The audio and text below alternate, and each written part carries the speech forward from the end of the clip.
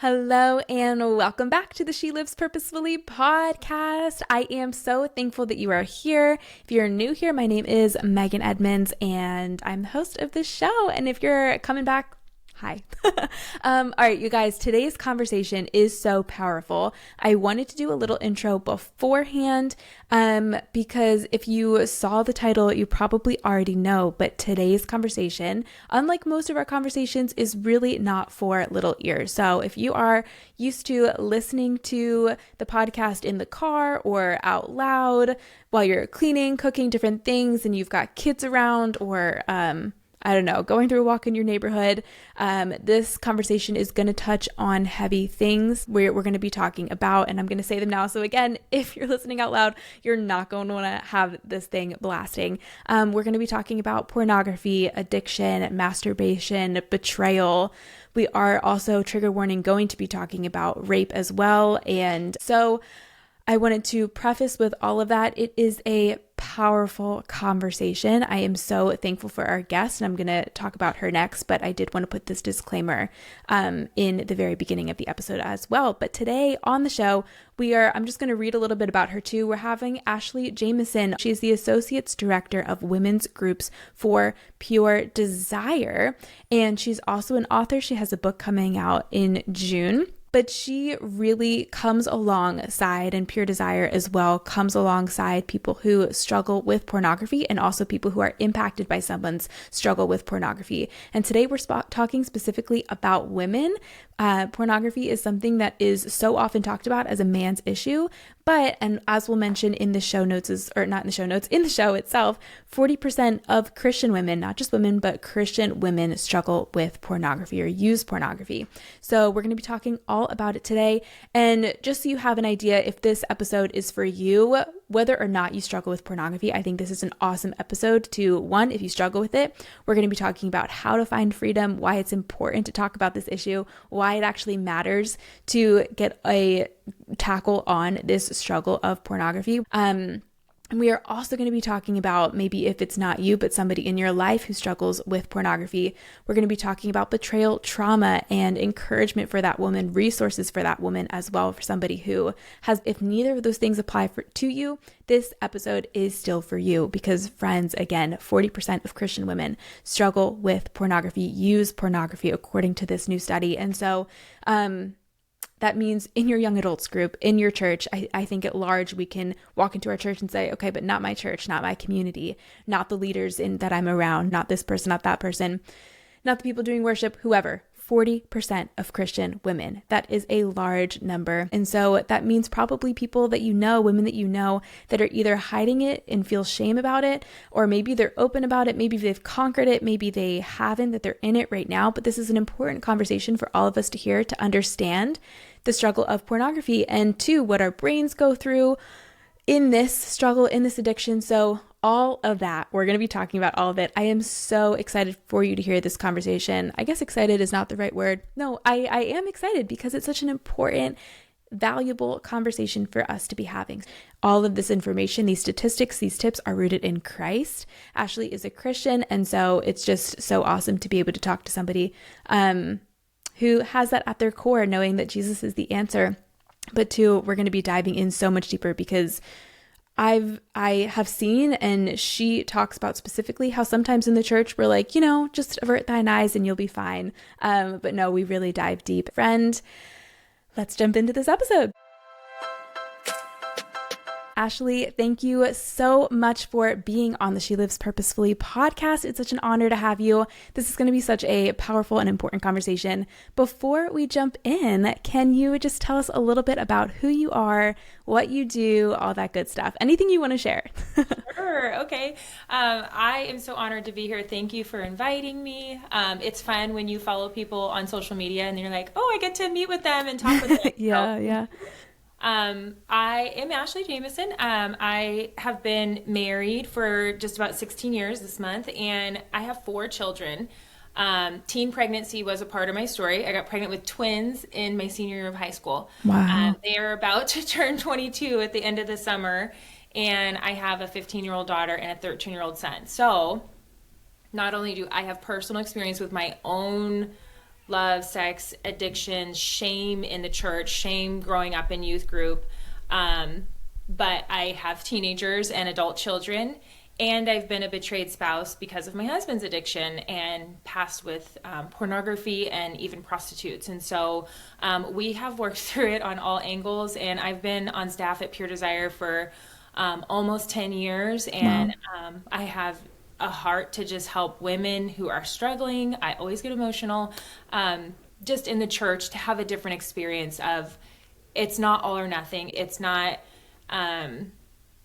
all you do is pray and trust Jesus and everything goes away. And so my heart is to talk with Christians who are struggling and let them know that's biblical. Like we all struggle. And so just to give them really practical tools to break the shame down and help them get unstuck when the typical church answers haven't been working for them.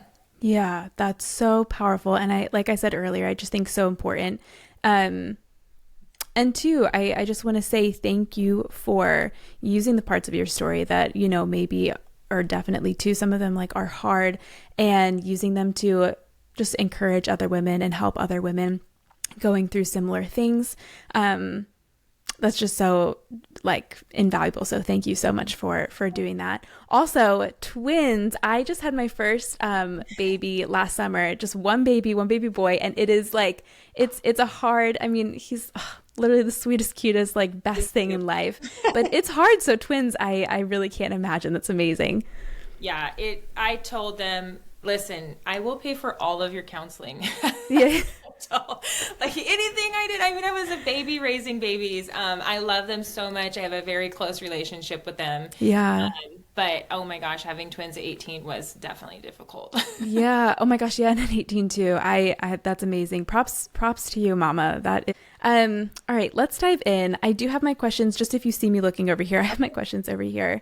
One thing I wanted to talk about is there is a stat. So Pure Desire Ministries and the Barna Group had a new study that revealed that correct me if I have this incorrect, 40% of Christian women and 75% of Christian men use pornography.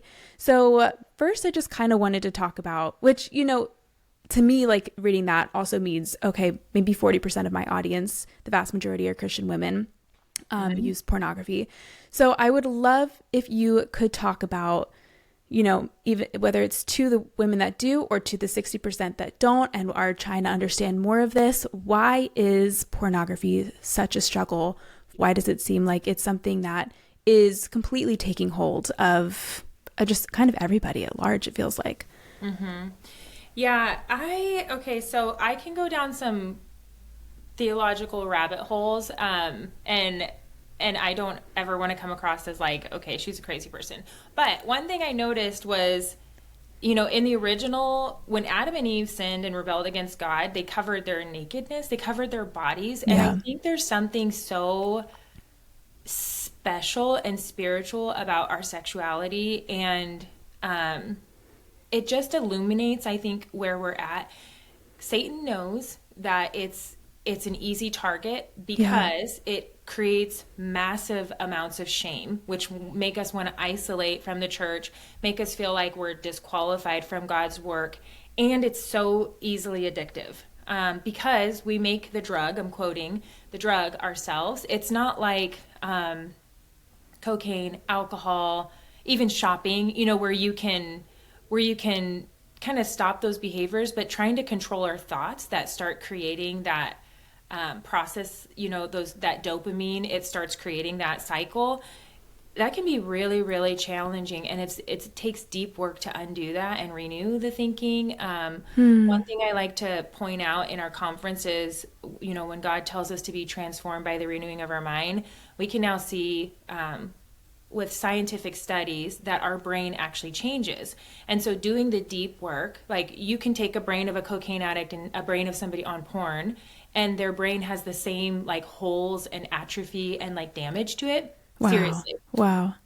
But with work, you can rescan that same brain and see that it's filled back out, that it's healing itself. And so that's like, okay, science is just backing up what God has always told us from the beginning, that we honestly can be transformed. And then the other one that I like to use is, the sins of the father would be passed down to the third and fourth generation. I always took that to mean, oh, they're watching you, and if you live an ungodly life, you're going to pass those behaviors on down to your children.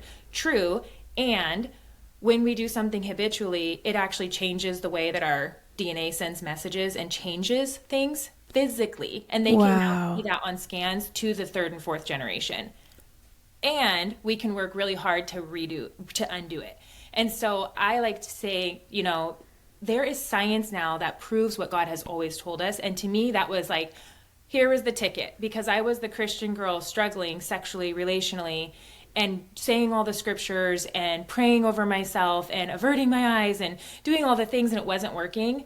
When I understood the process addiction part of it and what it was actually doing to my brain, I'm like, this is what God means. And so here are the tools to start reshaping my brain, because our heart will follow our habits, as I recently read in some book. And and then on top of that, the dopamine that's released, that false dopamine that you don't have to work for, is astronomical with sexual release. And so when we do something sexual, it releases dopamine that feels good. And so it's an easy go-to when we're in pain, when we're struggling, if we want to reward ourselves. It's an easy go-to, and it easily gets addictive. And it's unlike the dopamine release you'd get from trying to figure something out, like a puzzle or doing some research, and then you're working really hard, and then all of a sudden it clicks, or you're training for a marathon and you complete it and you get this runner's high because you did it. That's like a natural way to accomplish something. But with sexual things like porn, romance novels, it can just flood us without work, and that starts hijacking the brain. So it's easy to get trapped into. For everybody who's like, I want to dive into this research, if you go to our website, right at the top, it says get the new porn stats. And that's where you can purchase the report, New Stats, Church and Porn. There's a shorts toolkit. And there's even at the bottom a free sexual insight survey. So if you're part of a church, you can actually launch that survey into your church to find out how your church's data lines up. The links that you mentioned too, I'm going to try to link that in the show notes. It's really helpful to have all of that. I do want to talk about further in our conversation, how we actually do find freedom, find hope, because, oh my gosh, that's so important, especially as part of this conversation. But just even before we get there, it does sound like porn can be very addictive, and it's a struggle for a lot of people. And it can feel like for a lot of women and men alike that it's something that they just have not been able to get a handle on. They can't jump this hurdle. They can't work through this. They keep going back to it, however often it may be. Can it be conquered, quote unquote? Can it be something that we are no longer struggling with as a society? Maybe not as a society, but like individually, is it something that we can actually work through? Yes, 100%. I used to think I would never break free from my struggle with masturbation. And just to like break down love and sex. So we deal with people who are having love and relationship issues or addictions and sexual addictions. And so when we say sexual addiction, it could be the pursuit, the feeling, the risk associated with that acting out, or the chemical release. And then love, romance addiction is I'm searching for validation through this other person, I'm finding my identity in my relationship. I'm obsessing about having a relationship. And so for me, it was a combo, because my core was wanting to feel loved, wanting to feel accepted with my really rough background, but I was willing to do sexual things to feel that in the relationship, or to avoid rejection, And so it can get really muddled of what you're looking for. But I used to think, I could never break free of this. Yeah. And you don't know what you don't know. And that's why it's so important to be in a group or a ministry or organization that's specific with this, because women and men will come out and say, I cannot believe I'm a different person. My marriage is better. My ministry is better. This is what true freedom feels like. Because when you're struggling, even if it's once every year and you have this cycle of binge purge, you know that you have a struggle. And there's always this little bit of part of you that says, if somebody knew what I did, then I wouldn't be allowed to be on this ministry team. I wouldn't be allowed to whatever, fill in the blank. And so it holds people back. But we've been doing this long enough to say, yes, without a doubt, you can find freedom. You can renew your mind, body, and soul, physically, mentally, spiritually, everything. And you want to be smart and know, like, hey, I don't do X, Y, and Z anymore because at one point in my life I was very vulnerable. And so just like with anything, we're not going to be perfect in Christ until we're not on this earth anymore. Yeah. And so we're always going to be vulnerable to temptation and to struggles. And the enemy knows what's worked for you in the past and what has tripped you up, and will continue to try to use that. And so it doesn't mean that we don't need to remain hyper vigilant, but you can overcome this and become a new creation completely in Christ. I love everything that you just said. And then kind of on the flip side, what would you say, encouragement or whatever it is, to the woman who is like, I do struggle with this. I do struggle with porn, but it's not that big a deal. It's not hurting anybody. Or, I've got it under control. Like, yes, I keep going to it. But I've got it under control. Like, I can quit when I want to. And again, not hurting anybody.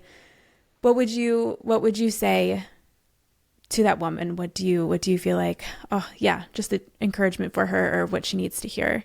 Mm-hmm. Yeah. And we hear that it's not hurting anybody. And some people even say, well, it's keeping me from having sex. Like, oh, this is a better option. I will say that all porn extorts people. I mean, it's all damaging. And so even just by being a participant in it, it is damaging. It's damaging to, the demand feeds the supply. And so as consumers are watching it, it creates a need for more supply. Wow. And so just by watching it, you are showing the porn industry that we need more content.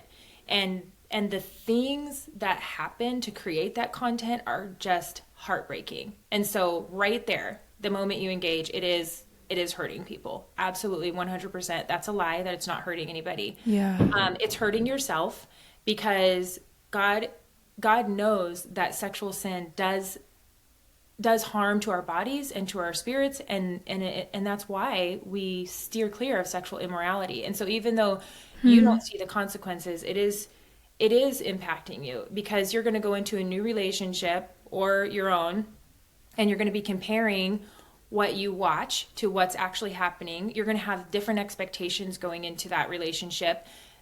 You change your arousal. So what you're viewing and what you're climaxing over, you actually start to develop a little rut in your brain, that neuroplasticity I was talking about.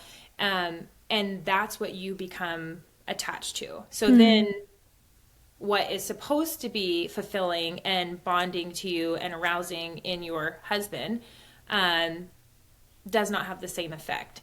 And so I'll get women who say, well, I don't really like sex with my husband, or I don't really enjoy it. But they've had these other off roads where they've looked at porn or romance novels. And so it changes your arousal template. It starts to shape it. It starts to form it. What you're putting in will form that. And it's not reality. And so it harms in all of those ways. The other thing is, I can stop whenever. Well, even if you have stopped, you can have a cycle that's like once every year. So my acting out sexually was probably once every year when I was living that life, and I didn't realize it was a pattern.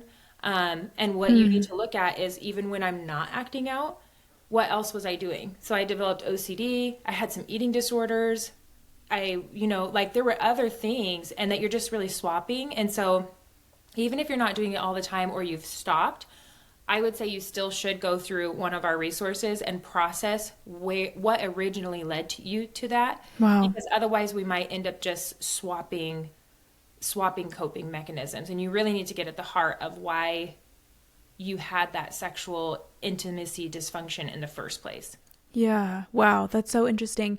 So just jumping off of that too, would you say that, like, I guess using pornography, you just mentioned OCD and different things like that, eating disorders, does that lead to that? Or it's just like another, like, kind of like you said, the swap of you're having something else to kind of cope, I guess, with whatever caused the addiction in the first place? Yeah. So, at my last, certification renewal. I took a class because I'm like, I see overlap in so many of the women that come through our groups with eating disorders and sexual dysfunction. Like, I see the overlap. And I went through one of the training sessions that showed a little bit of the research of that. So there is definitely an overlap with women and eating disorders, whether that's under or overeating or whatever the disorder is, and sexual addiction. Definitely, yes. I don't know to the extent, still researching that, but yes, there is.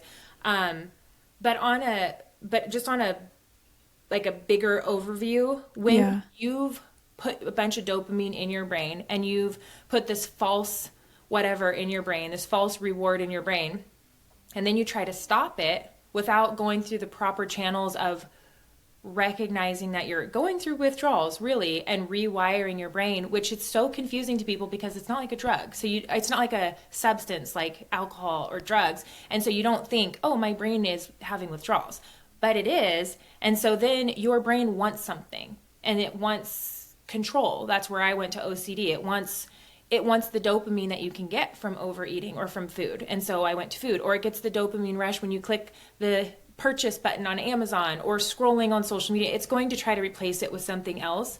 And that's why when you are deciding to give something up, it's better not to white knuckle it, but use resources to do it in a really healthy way, to be aware of what you're feeling and experiencing so you can replace it with good things that are going to give you lasting health in a way that feels good to you and is God honoring. Wow, that's very interesting. That's really, very fascinating. And just like, enlightening too. Okay, I do want to talk about, we're almost going to get to how somebody can get free from it and all of these things. I would love to talk about, one, why it's important. And I mean, we kind of have talked about it just through this conversation, but why it's important to talk about this struggle. And how I feel like just sometimes in the church, we either assume that people aren't struggling with it, or we talk about it very vaguely, like you said at the very beginning, where it's like, all right, just avert thine eyes and you'll be fine kind of thing. So why it's important to talk about it. And two, why it's important to talk about specifically that women do struggle with it. I think we do look at it a lot like a men's struggle only. But this stat is just very telling. 40%, not of women at large, but Christian women specifically, which is a really big number, do struggle with this. So, I think in that stat too, I'm sure there are so many women listening who are like, oh my gosh, I'm not alone. Like, that's so almost encouraging to see, or it's like, okay, I'm not the only one. But why is it important to talk about pornography addiction struggles as a whole, and specifically that this applies to women too? Mm-hmm. Yeah, it's so good. Because we can't break shame. Like, Satan wants to keep us in secrecy, in isolation. He wants us to be convinced that this faulty thinking is accurate. And if we share that with others who have been there, done that, who understand what a biblical view of sex and reality of what the struggle is for Christians, if we share that with people and they start telling us truth and breaking down that false narrative, then it's going to help to set us free. And so it's a tactic to keep us in our own thinking that we're isolated and alone. The only way to break that is to start talking about it. And not even, a counselor is a great step, but if you've seen a counselor and you're like, but my mom's group at church could never know this, then there's still shame, right? And I'm not saying that you have to be on a corner and be like, I've overcome sexual addiction. You don't have to be on a corner, but if there's parts of your life and groups that you're part of where you're like, if they knew the whole me, they would not accept me. That is a lie from the enemy, and that is where we need to conquer through that. And starting in a group is a good place, because that's where women go, and they, just like you said, they realize I am not alone. And so any avenue we have, whether it's church or leadership or just with our friends, we're like, yeah, I've been through that. Or a lot of women struggle too. I was just having this conversation with my daughter, and she's like, what? Women struggle with porn? And I'm like, yeah, it's actually really common. You're lucky you're not one of them, but it is. But I know you struggle with shopping. So we all have our thing. But yeah, and so it's so important to talk about it. And the other thing is, I know I keep going back to brain things because that totally helped me. I'm a psychological thinker. And I tried all the things. I read the whole Bible. I read the scripture. I read all the things that the church was telling me to do. I did, and it wasn't working. And I started thinking, I must be a bad Christian. I must not have enough faith. Because if I had enough faith, I'd be able to get out of this. And it wasn't until I started understanding, like, my brain was stuck in areas, and God created my brain. So why not understand where it's getting stuck? And so women who have shame or addiction that clouds their identity in Christ, when we say it out loud, there's research that shows our brain lights up in a different way than if we were just processing it alone with the Lord. Like, it physically lights up, and when we say it out loud, it comes out of that file folder we have it in through the truth of today, through hopefully our group who's been there, done that, through resources that are explaining the truth of God and breaking down those lies, and then it files it back away in a different format. It cannot file it back away the same way it was stored in there originally. And so it helps to start neutralizing that shame, that fear, that trauma response that's associated with that. Even if it's like sexual abuse, maybe it's not something they did, but maybe it was something they done to them. It starts neutralizing those feelings attached to that memory so that we can live freely in who we are and say, yeah, that's a part of my story. And it was hard and it was messy and God got me through it, but it's not keeping me captive anymore. Wow. And so, I mean, I can't overemphasize how important it is to share and talk about what we're struggling with as Christian women. Yeah. Oh, that's so powerful. It reminds me too, I know I'm blanking on a reference right now, but they're just like the verse that talks about how important it is to like confess your sins to one another so that people can come alongside you, you know, and that's how we find freedom. And just so powerful. And I feel like I've seen time and time again, just with so many sins and condemnation, not even just with this, how much Satan loves to use shame to keep people in a cycle, keep people down, keep people from seeking the Lord, from getting in community, from feeling free, or just feeling like the Lord wants to actually meet with them and use them. Shame is so powerful. And so I love how you were talking about just like talking about this and having people share what they're going through can really be a huge part of combating that. Okay. The big question, how can we find healing, hope, freedom from a struggle with pornography? Mm-hmm. And I know too, you've mentioned throughout this episode, even, oh my gosh, I'm blanking on the word, just like different books and romance novels, things like that too. Would you include that in pornography? Yeah. Yeah, I would. I would say, because it's a sexual intimacy disorder when we're doing anything, whether it's love, seeking validation through love or romance or avoiding sex altogether. Like, oh, I just don't like it. I'm scared of it, whatever. So whatever end of the pendulum you're on. And it's really not about sex. It's about whatever's at the root of it. And that's where I was like, you have to get to the root, because I got married and I'm like, check the box. I got what I wanted. I got a husband. And then my coping just turned into like having trust issues and being super hyper vigilant, having control issues, overeating. Like, it just turned into other things. And so you have to get to the root of it. And the net that we cast for women is saying, do you have any fear around sex? Do you have shame around sex? Even if it's with your own husband, even if you're happily married and this is the only person you ever slept with, but there's something in you that when that time comes, there's like fear, there's shame, you don't like it, you're embarrassed, anything around that. Maybe you avoid relationships, but you love taking a deep dive into romance novels. You're just like, I'm 30 years old and I just love romance novels, but I'm super scared to go on a date with somebody. Yeah. Maybe you're somebody who you fantasize and dream about having that perfect relationship, and then once you get it, it gets too scary and you push it away. That push-pull. Any and all love, sex, and relationships, we are here for you. We're here for it. And I actually think just every woman should go through a resource completely, just to unpack and have her very own understanding of her own sexual identity and all of it. Wow. Yeah. So, no. Yeah, we do have resources.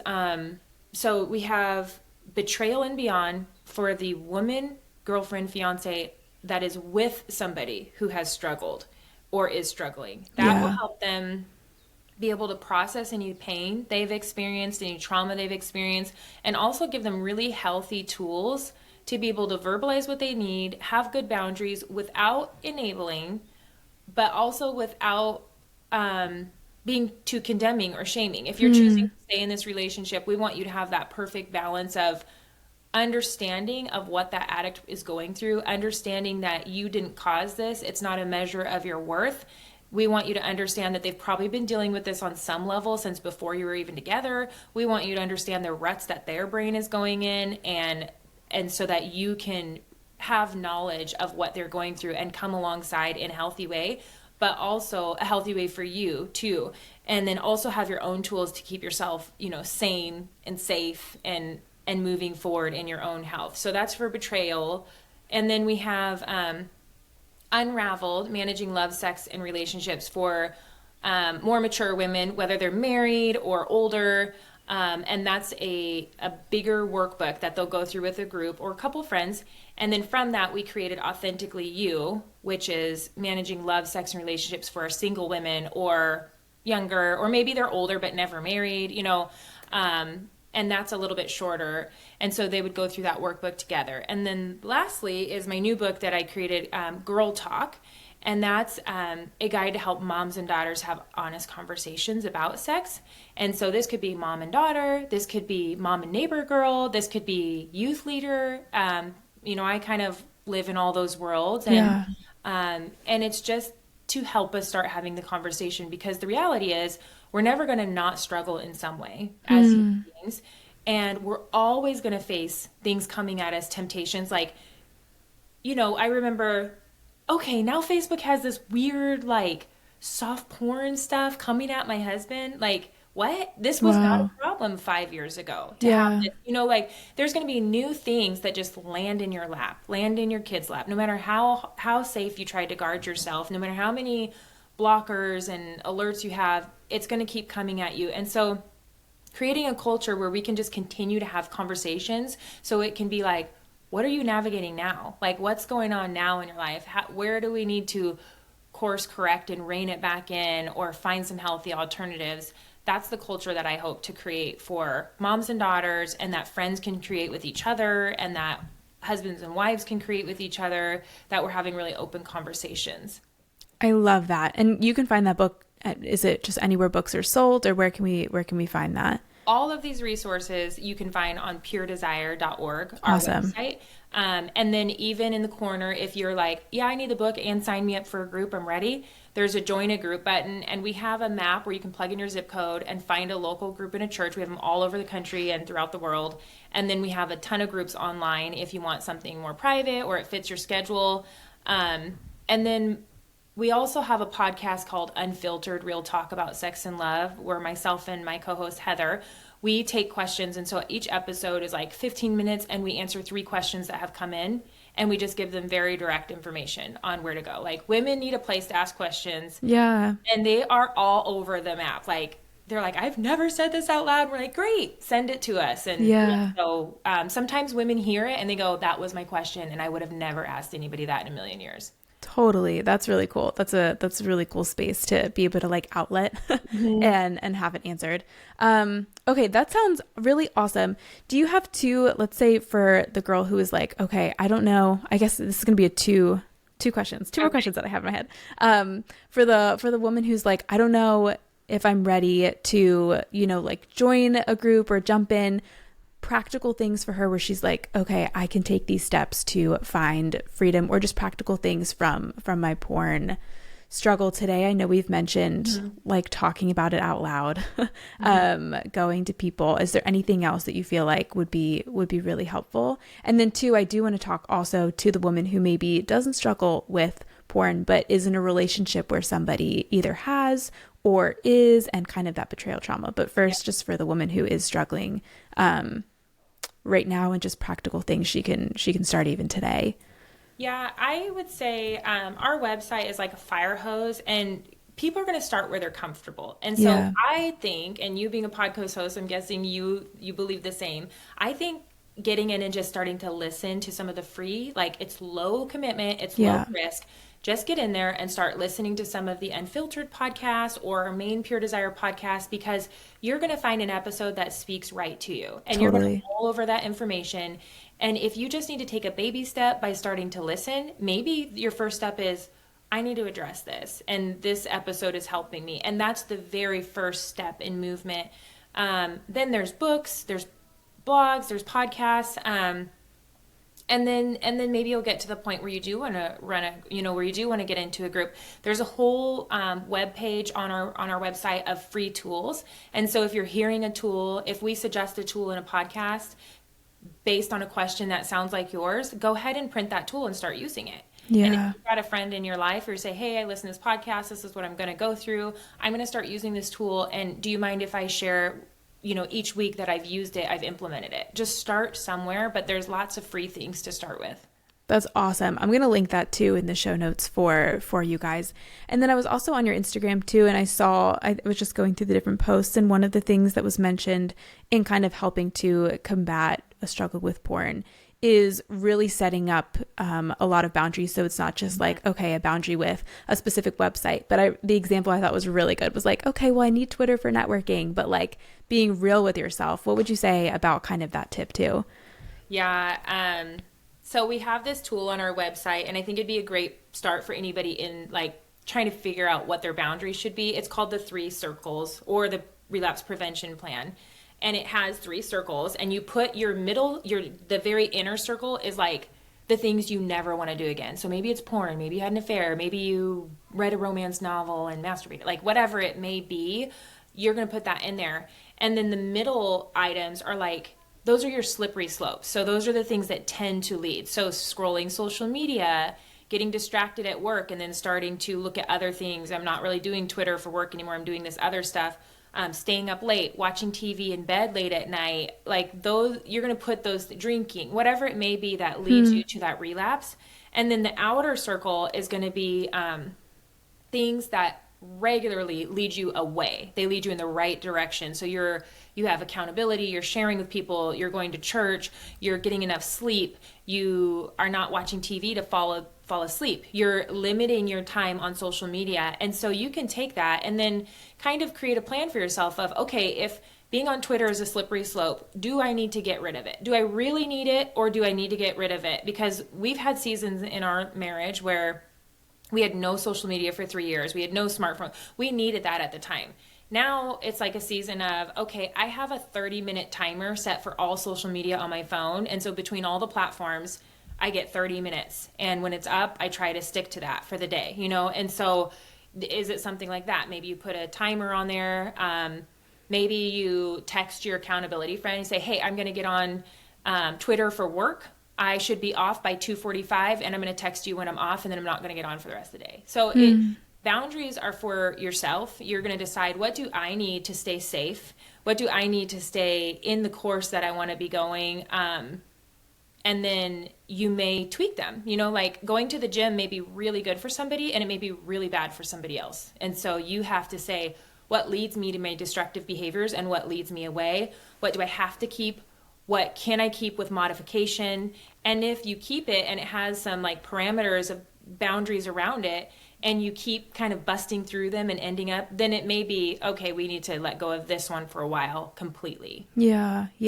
That's so good. I love that you mentioned too how, something might be a slippery slope for one person, and for somebody else it's totally fine. So just kind of knowing and seeing, for yourself what's actually happening.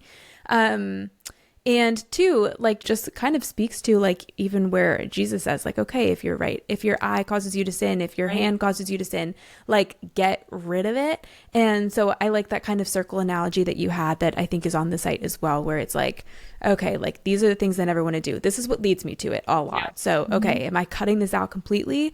And so I think that's really, really practical.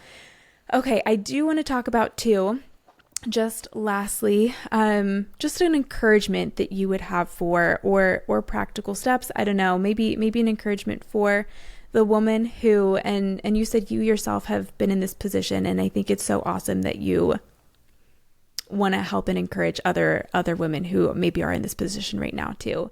but somebody who is going through betrayal trauma, maybe it was, a spouse, a boyfriend, fiance, whoever, who is or has in the past struggled with pornography, maybe, even more like it was an affair, or I don't know, something along those lines. So what encouragement would you have for the woman who is going through that or working through that right now?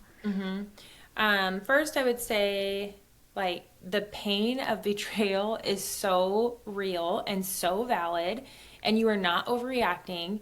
You are not smothering. You are not being controlling. If any of those comments have been made to you, you hear me say that those behaviors are seeking safety because somebody who is supposed to be a protector, a provider, and be honest with the covenant that you created together has broken that and has made you feel so unsafe. And so we have this push-pull of, this is my person. This is the person I'm supposed to be one with, the person I go to share all the highs and lows. And oh my gosh, I just got off a call with my mom and this is how I'm feeling. Or, you go to that person for things. And then when they've all of a sudden become the one who's dangerous, who's broken your trust, who's harmed you, who's stepped out on the marriage, your brain goes crazy. It starts to feel like this world is not safe. And I can say this now because it's 12 years later since my discovery day, that it brought me closer to Jesus than I ever could have imagined. Wow. Because I just had my world completely rocked and saying, my husband I have a really hard past of racism. I was raped as a virgin. I had my own sexual addiction, church hurt, all the things. And so when I married my husband, I'm like, I got my Christian husband. I feel safe. 4 years into my marriage, I found out about his pornography addiction, a past with prostitutes. I was so traumatized and I was confused. Like, okay, God, I tried to do it right this time and I still ended up hurt. And it made me feel like nobody's safe. I just walked around looking at everybody and like, you're not safe, you're not safe, you're a liar.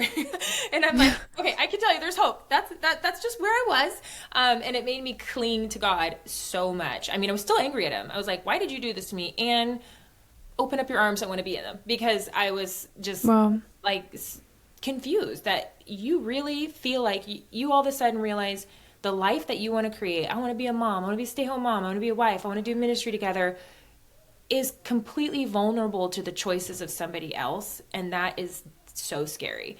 And so the trauma we go through as betrayed spouses is only second next to loss, like the death of somebody. And so it's a high trauma. And within the last 13, 14 years, there's been more research and study to show what happens in a betrayed spouse's brain. And so your language center can go offline, you get brain fog, autoimmune disease. It is detrimental to us, and you don't want to hold that in, because holding that trauma in will wreak havoc on your body. And if you go to a church leader or a counselor and your spouse has had all this practice in manipulating and lying and deceiving, that's why they've been able to hide their behavior for so long, so they can show up looking calm and composed while you're a complete wreck because you didn't realize your life was all a lie. And then sometimes those women get hurt because they're told, you need to calm down, you should just trust him, we need to pray through this, are you sure you're having enough sex with him, how has your marriage been, all this blame. And so if that's happened to you, which it happens a lot, I'm sorry, and continue to pursue the right kind of help. Not all help is equal, and you need people who understand betrayal trauma. You need people who understand sexual addiction. It's what I love about Pure Desire is we have a heart for the addict. We have a heart for Hosea and Gomer. We're on team both sides. We're on team humans suffering. Let's help. And also sometimes even when you turn your heart around, there's still consequences that we have to face, And so for that betrayed spouse, it's real, and get help, please. And it sucks because you were not the one who did it. You're already a busy mom, busy wife, busy career woman, whatever. And now you're thinking, I have to do all this work because of your problem. If you would just stop, we wouldn't have that. But it's not that simple because the damage has already been done to your relationship and to you. And so you getting healing is really important for a long lasting happy marriage, which is totally possible if you both lean into that. Wow, that's awesome. Well, first I want to say, oh my goodness, I'm so sorry for everything that you have walked through. yeah, there's just no words. And I really am so sorry to hear all Thank of you. that. Thank you for, yeah, just using everything and encouraging other women who have gone through similar things, but they're really, yeah, there are no words. So I am so sorry to hear all of that. My goodness. Um, but thank you too for sharing that encouragement. I know there are a lot of women who go through that, and you do too. And I like that you said too that not all help is equal, and so I think that's really awesome. And I want to link all of the resources that you've mentioned and just Pure Desire as well, and to your book. So Ashley, thank you for all of this wisdom and encouragement and just talking about something that I personally think we don't hear enough about, especially as women. And so yeah, thank you for shedding light on it. And two, I hope this is true for a lot of women listening, just breaking shame in this area to know like, okay, here is somebody, one, who has struggled in this area, and here she is like literally leading the charge in the opposite direction. But two, to know a lot of other women struggle here too, men as well. But for this conversation, women and freedom is possible. Yes. So thank you for sharing all of that. This was awesome. Well, thank you for having me on and letting me share. I will step on any platform that lets me open my mouth about this because I've been there. I've been the one searching for help and not knowing where it's at. And so any way we can just reach that woman that's struggling secretly or hurting from betrayal, I'm so excited to step into that space. So thank you Yeah. for letting me have some time with your listeners. No, thank you.